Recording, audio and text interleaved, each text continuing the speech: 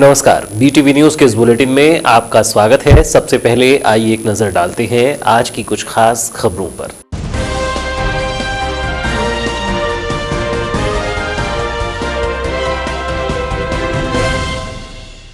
दो मोबाइल दुकानों में पहुंची जीएसटी टीम। आरटीसी क्लेम में अंतर को लेकर हुई छानबीन। गड़बड़ियों पर जीएसटी टीम की नजर। दो अलग अलग टीमों ने दी मोबाइल दुकान में दबिश। भाजपा कार्यालय में हुई मंडल की कार्यशाला। प्रत्येक मंडल में 4 लोगों को सौंपी जवाबदारी। कोरोना की तीसरी लहर की आशंका के बीच तैयारी। मतदान केंद्रों पर भी रहेंगे स्वास्थ्य स्वयंसेवक।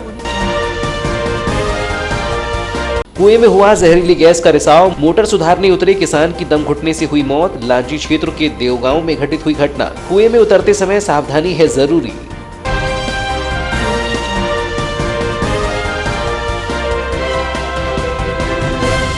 और अब समाचार विस्तार से।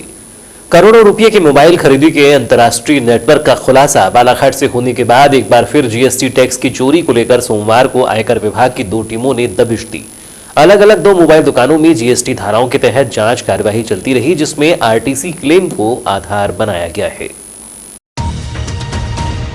जीएसटी की टीम जीएसटी को लेकर कार्यवाही करने के लिए शहर के अविनाश मोबाइल सहित एक अन्य दुकान में छापेमारी के लिए पहुंची थी। वाणिज्यकर इंदौर और संयुक्त आयुक्त छिंदवाड़ा के निर्देशन में यह कार्यवाही देर शाम तक चलती रही, जिसमें आयकर की टीम ने व्यवसायियों के आरटीसी क्लेम में अंतर की वजह से यहां दबिश दी। बताया गया कि आरटीसी क्लेम में लाखों रुपये की पात्रता नहीं होने के बावजूद मोबाइल संचालकों ने क्लेम किया था और टीम यहां पहुंची तो उन्हें 6 लाख रुपये का अंतर समझ में आया, जिसको लेकर मोबाइल शॉप के स्टॉक का मिलान सहित अन्य दस्तावेजों की जांच कार्यवाही चलती रही। शाम को प्रारंभ हुई इस कार्यवाही में जीएसटी टीम जीएसटी की गड़बड़ियों की जांच करती रही, जिसमें अब आगे स्क्रूटनी कर वरिष्ठ अधिकारियों को जीएसटी टीम अवगत कराएगी। इस मामले में कार्यवाही करने पहुंचे स्टेट टैक्स ऑफिसर बीएल पटले ने बताया कि आरटीसी क्लेम में अंतर की वजह से जांच करने पहुंचे थे, जहां 6 लाख का अंतर फिलहाल समझ आ रहा है। छिंदवाड़ा श्री पी.के. पांडे के निर्देशानुसार जीएसटी के अधीन धारा 67 के अंतर्गत जांच की कार्रवाई के लिए अविनाश मोबाइल बालाघाट में उपस्थित हुआ था। इसमें प्राइमरी स्टेज पे जीएसटीआर 3B में आरटीसी क्लेम में अंतर के कारण ये जांच संस्थित की गई थी।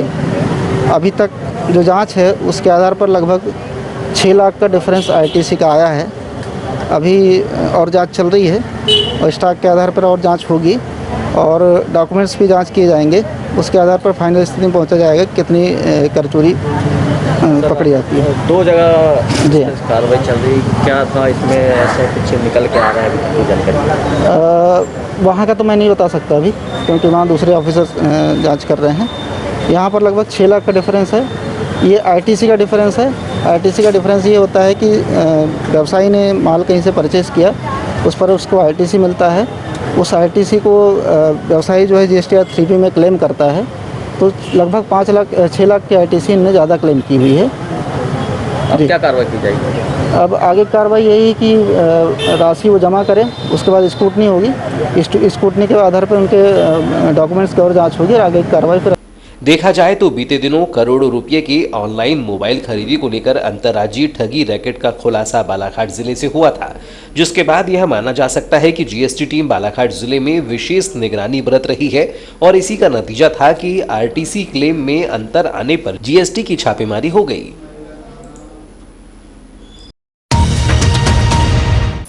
कोरोना महामारी की तीसरी लहर की आशंका के बीच अब भाजपा स्वास्थ्य स्वयंसेवक अभियान चलाने जा रही है, जिसमें मंडलवार स्वयंसेवकों को जवाबदारी देकर उनकी कार्यशाला का आयोजन किया गया। जिला भाजपा कार्यालय में दिन भर इसे लेकर बैठकों का दौर चलता रहा। कोरोना महामारी की दूसरी लहर घातक थी, जिसमें लोगों की असमय मृत्यु हुई है, जबकि कई लोगों को स्वास्थ्य सुविधाओं को लेकर परेशानियों का सामना करना पड़ा। ऐसे में तीसरी लहर की आशंका के बीच भाजपा ने ऐसे हालात पर नियंत्रण पाने और कोविड मरीजों को तत्काल उपचार मिले, इसके लिए स्वास्थ्य स्वयंसेवकों की नियुक्ति की है। मंडल स्तर से लेकर मतदान केंद्र तक इन्हें जवाबदारी दी जाएगी। इसी को लेकर जिला भाजपा कार्यालय में मंडल अध्यक्षों की कार्यशाला का आयोजन किया गया, जिसमें प्रत्येक मंडल में 4 सदस्य, जिसमें प्रत्येक में 1-1 महिलाओं को रखा गया है। वैसे ही मतदान केंद्रों में भी 4 लोगों को नियुक्त किया जाएगा, जिन्हें स्वास्थ्य स्वयंसेवक का नाम दिया गया है। भाजपा जिलाध्यक्ष रमेश भटेरे ने बताया कि अगर तीसरी लहर आती है तो भाजपा के स्वास्थ्य स्वयंसेवक मदद के लिए तैयार रहेंगे और अग्रणी भूमिका निभाएंगे। इसी को लेकर मंडलवार कार्यशाला का आयोजन कर जरूरी जानकारियां दी गई हैं। स्वास्थ्य स्वयंसेवक अभियान की कार्यशाला है। हमारे केंद्रीय नेतृत्व ने, हमारे प्रदेश नेतृत्व ने इस बात को तय किया है और इस काम को पार्टी हमारी करने जा रही है कि प्रत्येक मतदान केंद्र पे, सिर्फ बालाघाट जिले में नहीं, मध्य प्रदेश में नहीं, पूरे भारत देश में जितने भी मतदान केंद्र होंगे, सभी मतदान केंद्रों पे भारतीय जनता पार्टी के द्वारा 4 स्वास्थ्य स्वयंसेवक तैयार किए जा रहे हैं, जिसमें एक महिला बहन रहेगी और 3 पुरुष साथी रहेंगे। इसको करने के पीछे का पवित्र उद्देश्य यह है कि यदि कोरोना की तीसरी लहर आती है और कोरोना की तीसरी लहर से जनमानस प्रताड़ित होता है, तो ऐसे समय में लोगों की सहायता के लिए लोगों को तात्कालिक रूप से कैसे अपन मदद कर सकते हैं, इन सब बातों में स्वास्थ्य स्वयंसेवक जो हमारे वो अग्रणी भूमिका निभाएंगे। और हर मंडल में चूंकि हमने 4 स्वास्थ्य स्वयंसेवक बनाए हैं, उनकी आज एक कार्यशाला यहाँ पर आयोजित है। इनके माध्यम से हर मतदान केंद्र पर 4 स्वास्थ्य स्वयंसेवक बनेंगे, उनकी भी कार्यशाला करके फिर उन्हें भी हम ट्रेनिंग देने का काम करेंगे। आज इसी कड़ी में कार्यक्रम हमारा संपन्न। बारिश के मौसम में कुएं और बोरवेल में प्राकृतिक गैस बन जाती है, जिसके कारण जो लोग बिना सावधानी के कुएं में उतरते हैं उनके दम घुटने से मृत्यु हो जाती है। ऐसा ही एक मामला ग्राम देवलगांव का है, जहां एक कृषक अपने खेत की मोटर को निकालने कुएं में उतरा था, जहां जहरीली गैस के कारण उसकी दम घुटने से मृत्यु हो गई। उक्त घटना के संबंध में ग्राम देवलगांव के पूर्व सरपंच नीलकंठ हरिनखेड़े ने जानकारी में बताया कि रविवार 15 अगस्त को लगभग 4 बजे उन्हें फोन आया, जिसने बताया कि दुशासन पारधी कुएं में गिर गया है। जिसके उपरांत जब वह मौके पर पहुंचा तो देखा कि कुएं के समीप बहुत सारे लोगों का जमावड़ा लगा हुआ है। जहां भीड़ से एक व्यक्ति गादीराम भोंडे ने बताया कि जब मृतक दुशासन कुएं में लगी मोटर को सुधारने के लिए उसे बाहर निकालने के लिए उतर रहा था, जिसे सचेत किया गया था कि कुएं में गैस हो सकती है, इसलिए कुएं में उतरने से पूर्व जलता दिया डालकर देख ली। उसके बावजूद दुशासन कुएं में उतरा और उसकी दम घुटने से मृत्यु हो गई। बता दें कि लाजी क्षेत्र में इसके पूर्व भी कुएं में गैस रिसाव के कारण दम घुटने से कुछ किसानों की मृत्यु हो गई है। इसके लिए कोई भी व्यक्ति कुएं में उतरता है तो उसे सावधानी पूर्वक कुएं में उतरना चाहिए, ताकि किसी प्रकार से जान माल की हानि ना हो। मैं घर में ही था तो फोन आया उनके चचेरे भाई का, मंजू पारधी है, मंजू पारधी करके, मृतक के भाई का। अच्छा। बोले भाऊ दुशासन पारधी कुएं में गिर गया है, आप जल्दी दौड़ते आओ। मैं गया तो देखा तो बहुत सारे लोग जमा हो गए थे। मैं देखा तो वो नौकर ने बताया जो साथ में था, क्या जी कहे, मैंने बोला कहे कि गैस वैस होगी, अभी नहीं उतरते, कुछ अंगार उंगार डाल के देख लेंगे, कुछ दीपक जला के देख लेंगे, ऐसा करके बोला। नौकर का नाम क्या था?